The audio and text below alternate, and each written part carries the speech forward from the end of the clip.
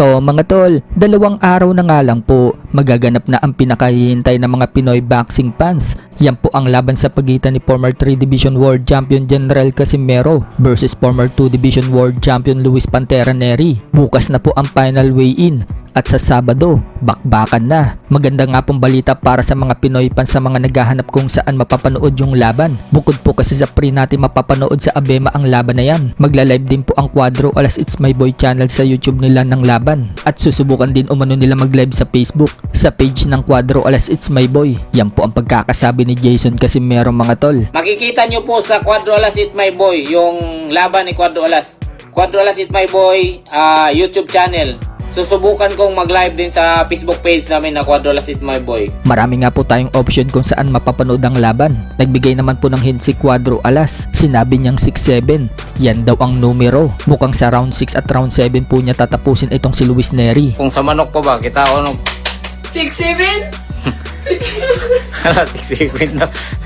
6-7 na mga boss, oh. Bukod dyan mga tol, muling bumanat ang Casimero Brothers sa mga sports analyst natin dito sa Pinas, kung saan minaliit ang kakayanan ni Jason Casimero nang sabihan siya ni JM Siyasat na below sea level ang kaalaman bilang coach. At sa sinabi naman ni Atty. Ed Tolentino na hindi makukuha ni Casimero ang timbang, may sagot din po si Cuadro Alas dyan mga tol. Panoorin po natin. Nasabihan pa ako si Level. Ang si Level, laki. Umabot kami ng 3 times world champion. Lahat ng laban ko sa championship, nandyan si Kuya Lutz. Si Kuya Lutz lang lagi ang Si Kuya Lutz talaga yung head coach sa lahat. Alalay na yung iba, yung mga may pangalan. Bubu yan si Satsat eh. May sino yung may laban, puntahan nyo, bisitahin nyo sa gym.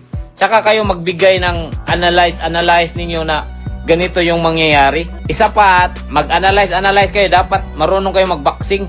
Sabi nga ng isa eh, sino yun? Attorney Ed? Atty. Ed, ano sabi?